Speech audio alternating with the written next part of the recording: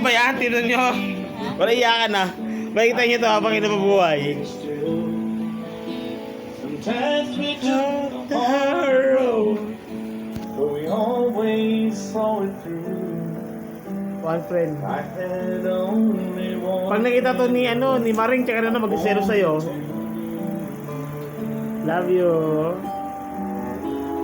Sometimes the world was on our side. Sometimes it wasn't fair. I-post ko to ha. Baka mag-zero si mga kaibigan nyo ha. Sometimes we didn't care. When we were together, you made Dali na. You're my one friend left. I had only one thing Ah, sige. I wanted to be someone who understands me, knows me inside out, Of course. just keep me together, believes without a doubt that I can move a mountain, someone to tell it to. I had only one friend left, I wanted to. I love you. Ano, post ko ba to? Baka marami mag-selos na kaibigan nyo ha. Baka marami mag-selos ha. Huwag ko i-post. Post mo. Napakita Baka mag-selos si mga friend mo ha. When we were together, it made the dream come true. I had only I love you. one friend I wanted to. Someone who understands me, Si Shoma, nandito na nga. knows me Parang pag wala inside na out. ako dito, hindi ka na ako Just magagawa. keep me together. Ayop ka. Wala. Parang wala ka na agad. Kuya, di ba? Masabad na mo na. I could move Kuya, maaga ko mawawala. Kasi mas hapon kaya. Kasi mas ahead ako sa kanya. Hindi. So, I had only Ako na mawala sa inyo kasi marami gusto pumikot sa akin eh. kasi mas ahead ako sa kanya. So, mas matanda ako sa kanya. I love you. Matanda ako naman. Pero yeah, alam mo ba, hindi pa kami nag-aaway niyan. Never pa kami nag-aaway nito. Okay nga eh. Alam mo pa, pag nagagalit na siya, nag-a-adjust na ako. Parang baligtad pa siya ata nag-adjust. Hindi, kasi alam mo yun, kasi dahil inintindi ko parang kapatid ko siya, younger sister. Ay, teka lang. Pag meron yung medyo foul na yung sinasabi niya, nag-adjust na ako, teka tama. lang. hello, yes. Hindi ako pwedeng magbitaw ng salita na ikakaano nito. Kasi ate ako. Which is siya, ganun din siya.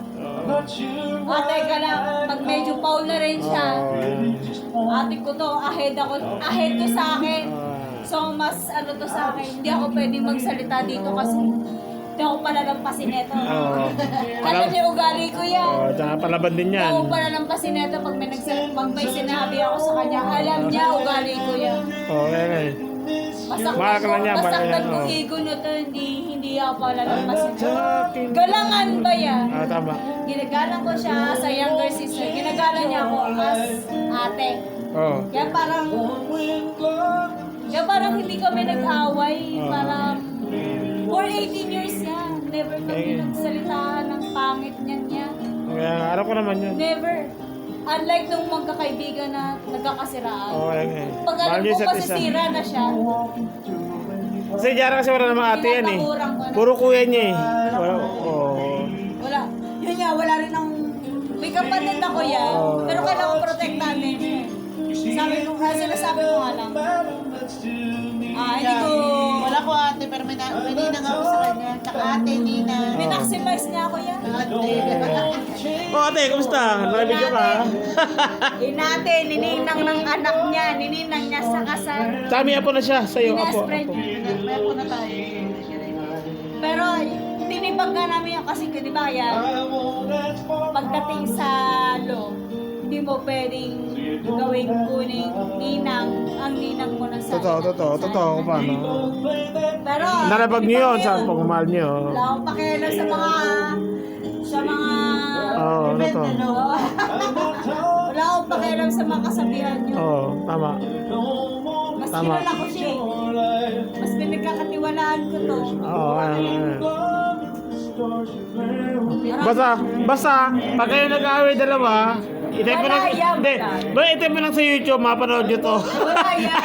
Malawak. I swear ya, malawak ang magawin. Malabo sa sabaw ng Malabo sa sabaw ng pusit ya, mag-away Basta, kami. pag type mo sa YouTube, one friend, lilitaw na yan. I swear.